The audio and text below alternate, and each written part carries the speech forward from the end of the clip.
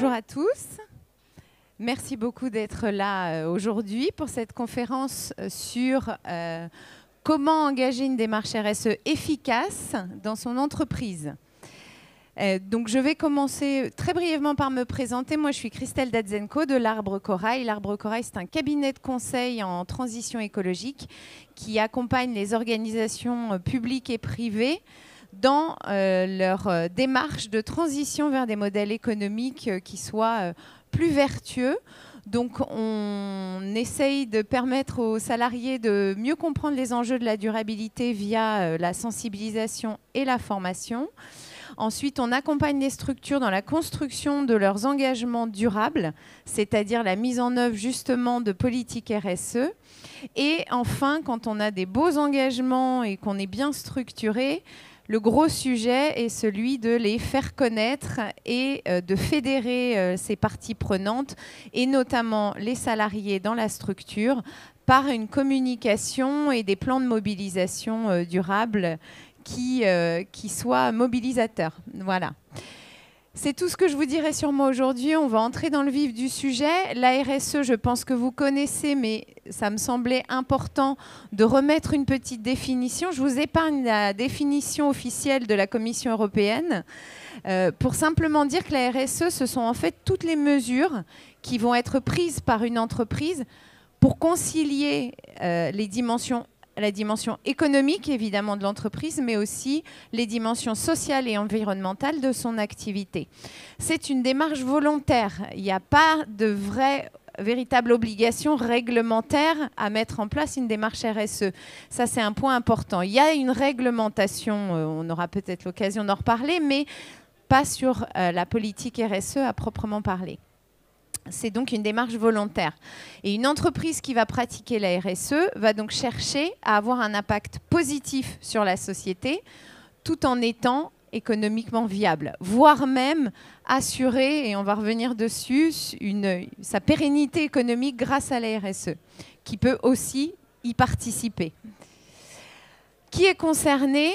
Tout le monde, toutes les entreprises en fait, TPE, PME, grands comptes, multinationales, toute entreprise, quel que soit son statut juridique et sa forme ou son secteur d'activité, peut mettre en place une démarche RSE. Un petit point peut-être sur les tendances actuelles de la RSE. Où est-ce qu'on en est ? Bon, vous le savez, c'est une tendance qui est en force, qui est montante.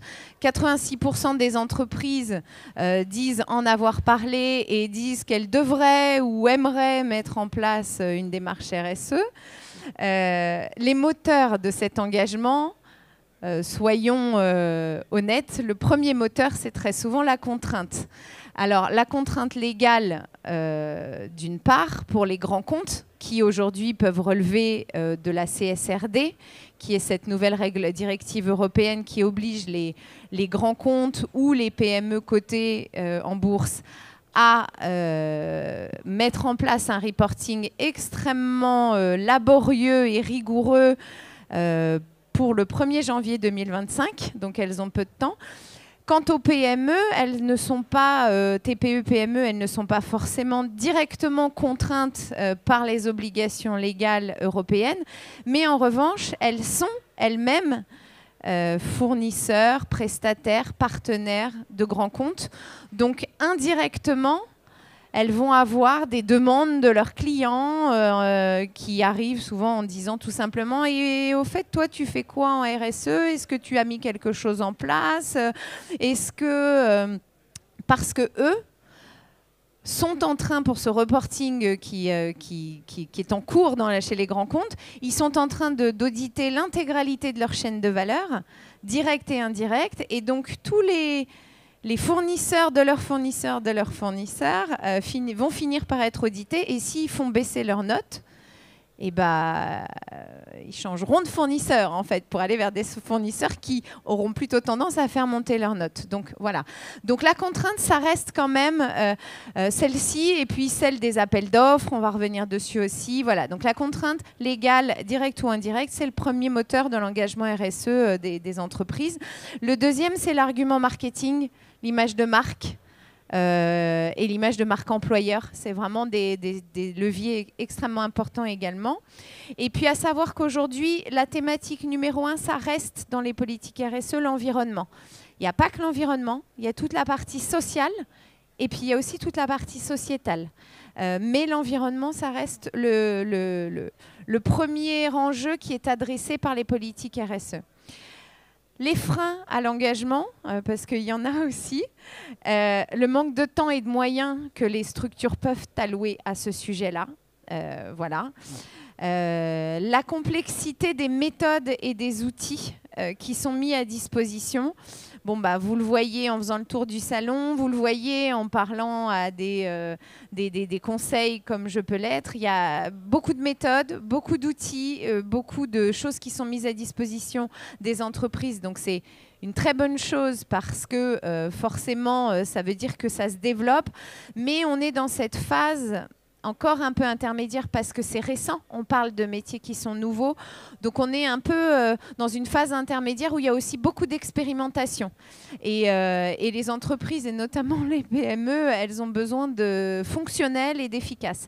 Donc, parfois, cette complexité, c'est un frein.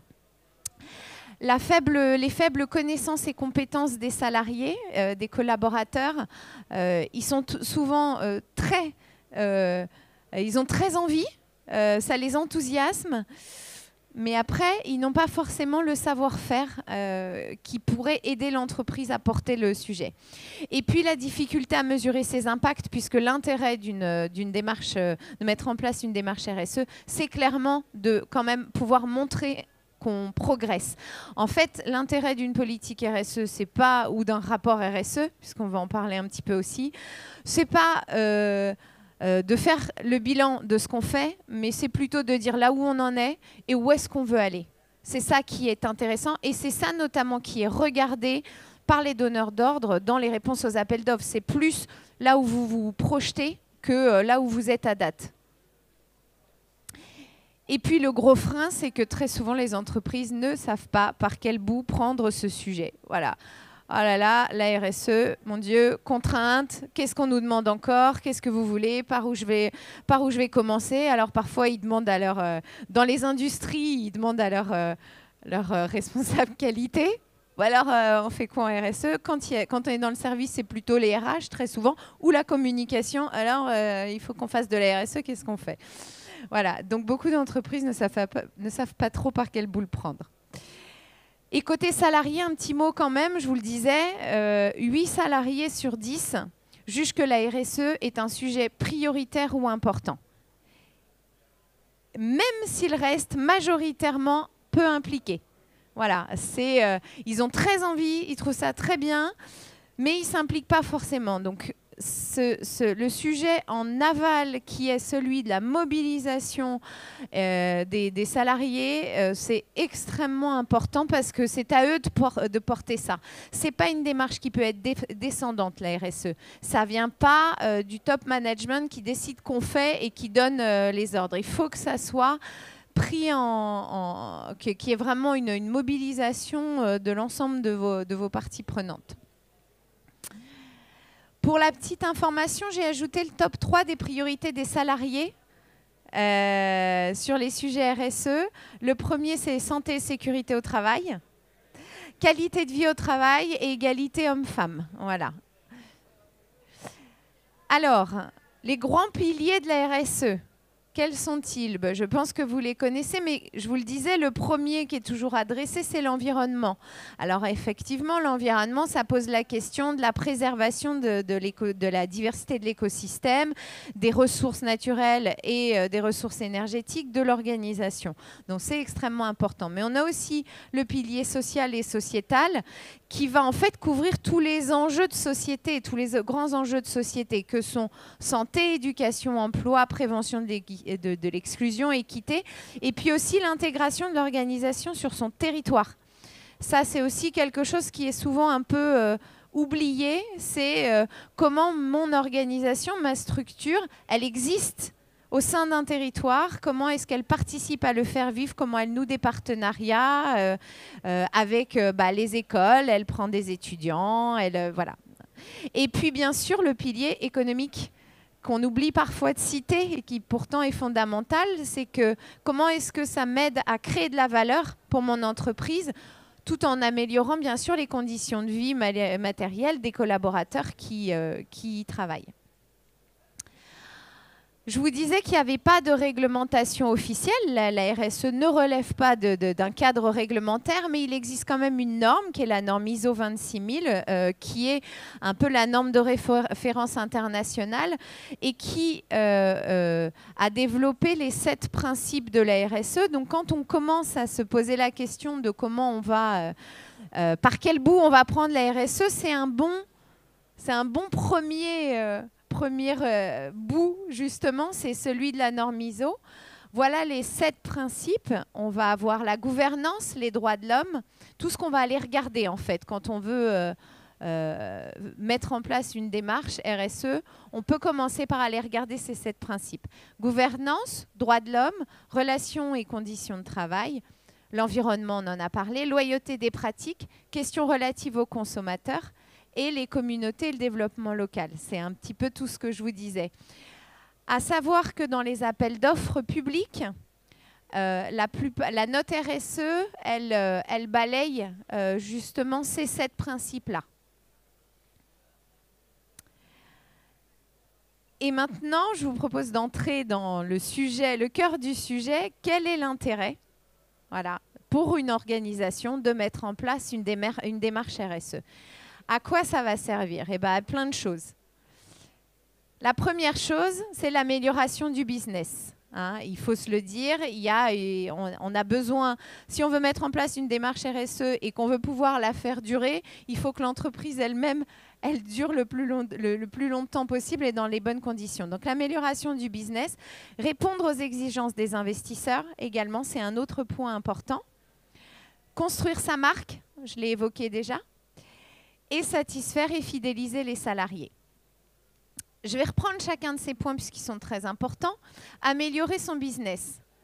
Gagner en productivité et en performance financière. Alors, 13%, les entreprises qui ont mis en place une bonne stratégie RSE sont en moyenne 13% plus performantes que les autres. Ce chiffre s'est d'autant plus vérifié sur la période du Covid. C'est une étude France Stratégie qui date de 2016.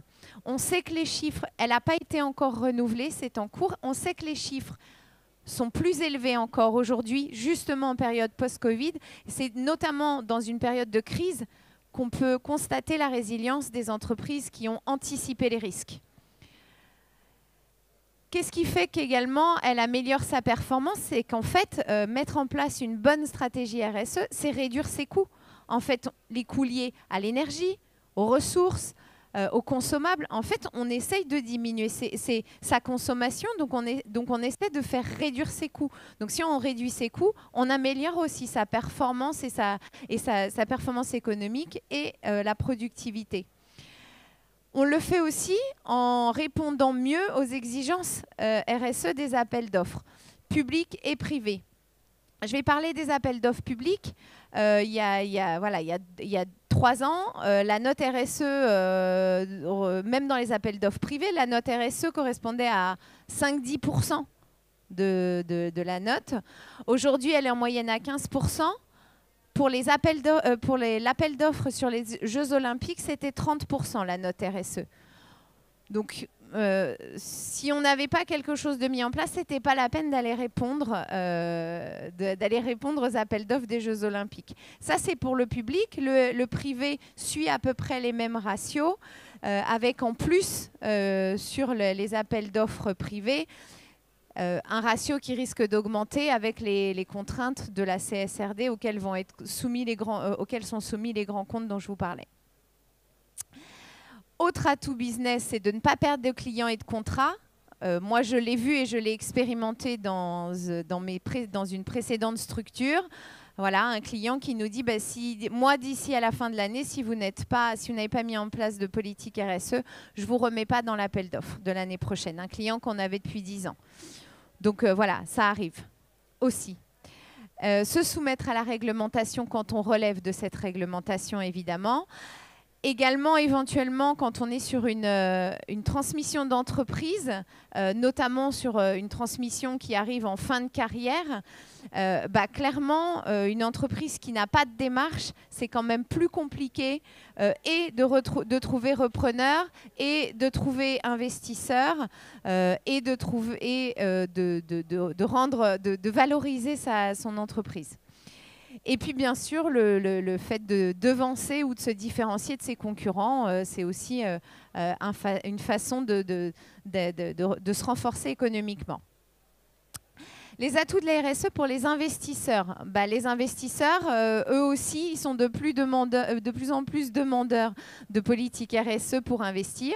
Ils ont pour objectif de baisser les investissements bruns et d'augmenter leurs investissements durables. Donc, voilà, on répond mieux à leurs demandes. C'est aussi, et ça intéresse énormément les investisseurs, mettre en place une politique RSE, c'est anticiper et gérer les risques dans son entreprise. C'est une stratégie de gestion des risques. Quels sont les risques environnementaux auxquels je suis confrontée? Quels sont les risques sociaux, les risques économiques? On regarde les risques liés au climat, aux fournisseurs, à la finance, à sa gouvernance, à son image de marque, les risques réputationnels également. Donc ça, les investisseurs en sont friands. Et puis, ça permet une meilleure intégration sur les marchés, notamment européens, quand on répond à des appels d'offres européens. Les atouts marques dont je vous parlais de la RSE, il y a celui d'améliorer son image de marque, évidemment, en ayant un impact social, et sociétal et environnemental positif. On crée de la valeur pour son entreprise et on écarte, je le disais, le risque réputationnel. Et puis construire sa marque employeur, alors là, on est quand même dans un sujet qui est fondamental. Aujourd'hui, vous le savez, probablement si vous êtes vous-même recruteur, c'est compliqué d'attirer des candidats engagés, investis, et c'est très compliqué de les conserver, et notamment de conserver les jeunes talents. 55% des candidats considèrent aujourd'hui que l'engagement de leur entreprise est un critère plus important que le salaire. C'est du déclaratif, hein, ce n'est pas forcément ce qu'on vit au quotidien, soyons honnêtes. Chez les jeunes, ça monte à 96%. Et il n'y a pas un responsable RH qui ne dit pas qu'aujourd'hui, il est confronté à ces questions-là lors des recrutements. Qu'est-ce que vous faites? Comment vous êtes engagé? Est-ce que vous faites des choses sur le territoire? Qu'est-ce que vous faites pour vos salariés?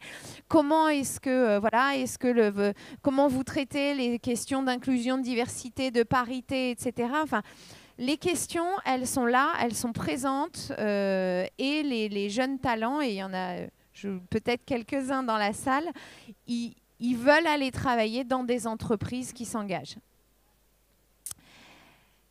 Dans les atouts RH, évidemment, mettre en place, avoir une politique RSE, c'est aussi améliorer l'implication des salariés, c'est aussi améliorer l'engagement et leur satisfaction, et puis les fidéliser et aussi veiller à leur bien-être, puisqu'on a toute cette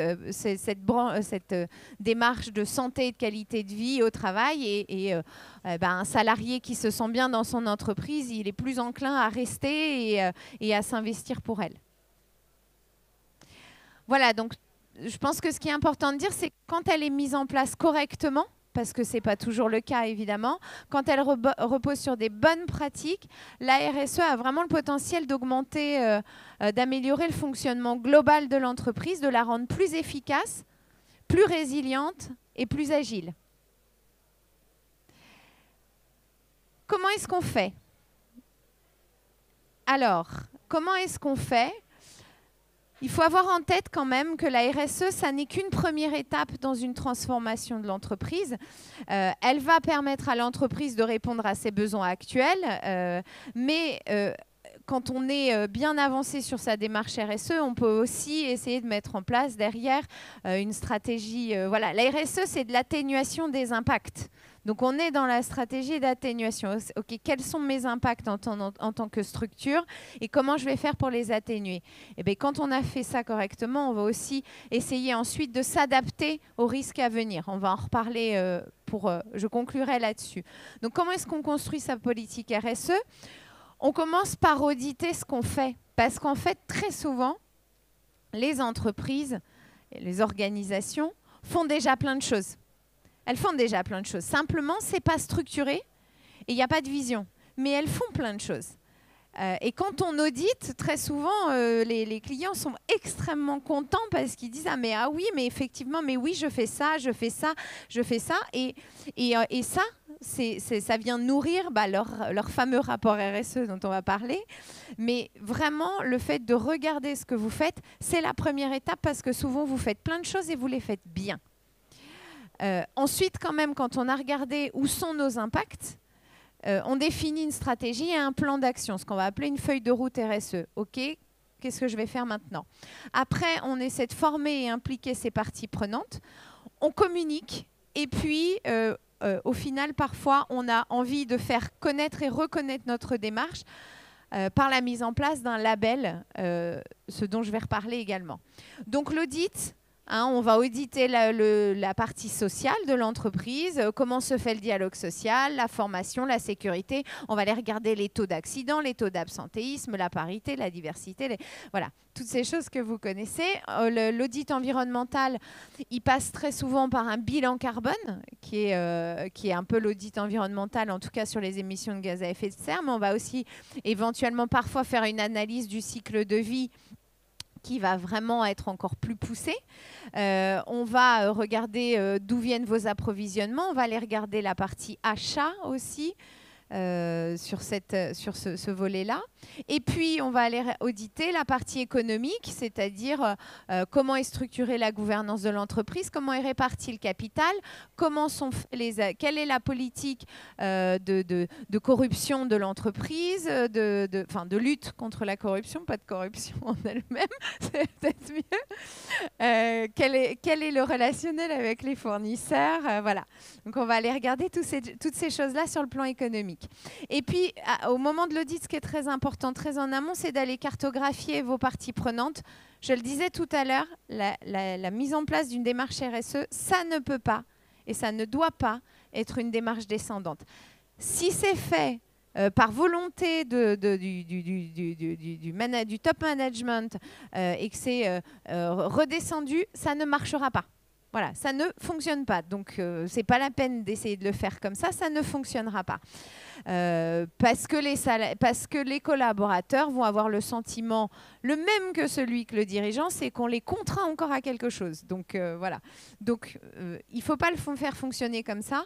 Il faut cartographier ces parties prenantes et les intégrer à la démarche tout de suite, en amont. De toute façon, sur la partie audit, on va questionner les collaborateurs. On va questionner les middle management. Ça peut se faire sous forme de questionnaire, ça peut se faire sous forme d'entretien individuel. On va aller questionner vos parties prenantes externes. On va aussi aller parler avec des fournisseurs, Donc, de toute façon, il faut les intégrer. Sinon, ils ne vont pas bien comprendre pourquoi est-ce que vous arrivez avec vos questions. Ensuite, une fois vu où sont nos impacts, puisque l'intérêt de la phase d'audit, c'est de regarder ce qu'on fait bien. Et il y a plein de choses où vous allez être bon. Et c'est ça aussi la bonne nouvelle de la phase d'audit, c'est qu'il y a plein de choses dans lesquelles vous êtes bon. Et on va aller ensuite regarder là où on est moins bon et ce qu'on peut faire mieux. Et on va choisir ces engagements. Autre point très important quand vous réfléchissez à votre politique RSE, ne faites pas tout. Ce n'est pas la peine de dire « Ok, nos impacts, ils sont là, on a 10 points d'impact, et bien ok, on va adresser les 10. » Ça ne marchera pas non plus. On ne peut pas tout faire. Il faut choisir ses combats et il faut établir une feuille de route qui va donner un calendrier à la mise en œuvre des actions. Donc, vous avez 10 impacts identifiés. J'entends par impact les impacts négatifs, évidemment. Vous avez 10 impacts négatifs identifiés.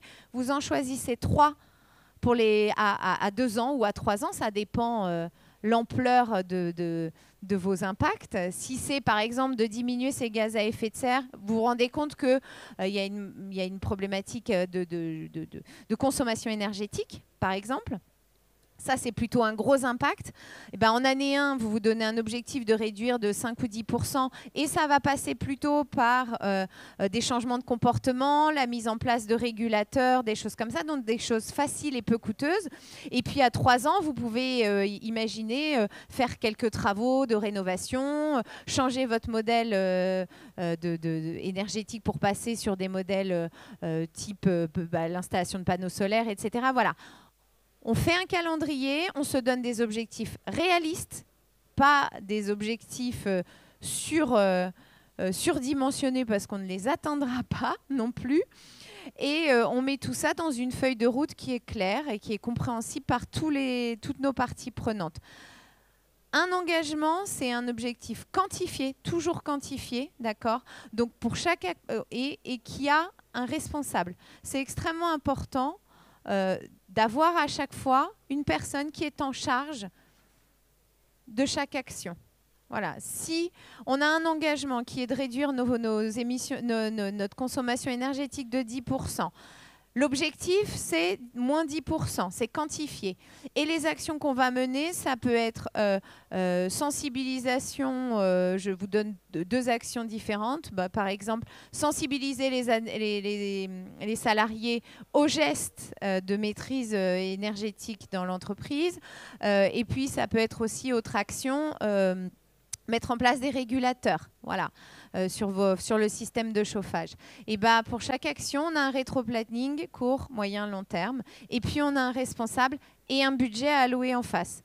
Par chance, il y a plein d'actions RSE qu'on peut mettre en place sur lesquelles il n'y a pas besoin de budget en face. Mais il peut y avoir un besoin de ressources en hommes.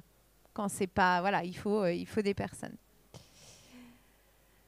Ensuite, on a déjà impliqué nos parties prenantes dans la phase d'audit, mais on les implique, je vous le disais, dans la mise en œuvre.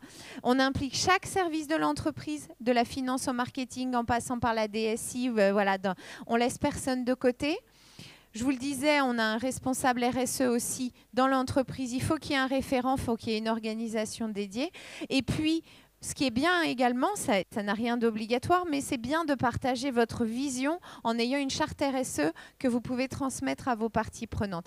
Et vraiment, ce qui fait la différence entre on fait plein d'actions dans tous les sens et on a une vraie démarche RSE, c'est la vision. C'est où est-ce qu'on va, c'est juste ça. Que vous fassiez plein de choses, vous le faites déjà. Vous avez installé des poubelles de tri, vous avez, je ne sais pas, des interrupteurs, une extinction automatique des interrupteurs. Il y a déjà plein de choses qui sont faites, mais il n'y a pas de vision. Donc, vos parties prenantes, que ce soit internes ou externes, elles ne voient pas où est-ce que vous voulez aller. Voilà. Et ça, c'est important et c'est ce qui va faire la différence. Et puis, la communication. Le sujet de la communication. Alors, je vous le dis, la transparence, c'est la clé en matière de crédibilité en matière de RSE. Si on veut mettre en place une démarche RSE, si on le fait, mais qu'on n'est pas transparent sur la réalité, que ce soit en communiquant à l'interne ou à l'externe, c'est très risqué. C'est très, très risqué. Il faut communiquer au bon moment. Il faut communiquer auprès des bonnes personnes et il faut communiquer de façon transparente et concrète. Exemple typique, on a fait un rapport RSE, bim, on fait des posts magnifiques sur « ça y est, on a notre rapport RSE ». Et puis 1 an après, ça y est, on a toujours notre rapport RSE. Voilà. Donc non, surtout ça, c'est vraiment ce qui est totalement contre-productif. Il vaut mieux ne rien dire que d'aller mal parler. Dans les tendances de la RSE 2024, il y a la communication responsable. C'est une très, très, très forte tendance. C'est de dire stop au greenwashing, ça vous en avez entendu parler. Arrêtez, entreprises, organisations, de nous balancer des informations comme si elles étaient révolutionnaires parce que simplement vous avez pondu votre rapport RSE. Ce qui intéresse et ce qui fait qu'on ne se fait pas taper sur les doigts, c'est quand on dit il y a 1 an, on a sorti un rapport RSE. Dans ce rapport, on s'était engagé sur tels objectifs et tels résultats, et aujourd'hui, on est très fiers de vous dire qu'on a atteint ces résultats. Il nous reste encore beaucoup de chemin à faire parce qu'un autre quand même point important de la RSE et de la communication responsable, c'est l'humilité.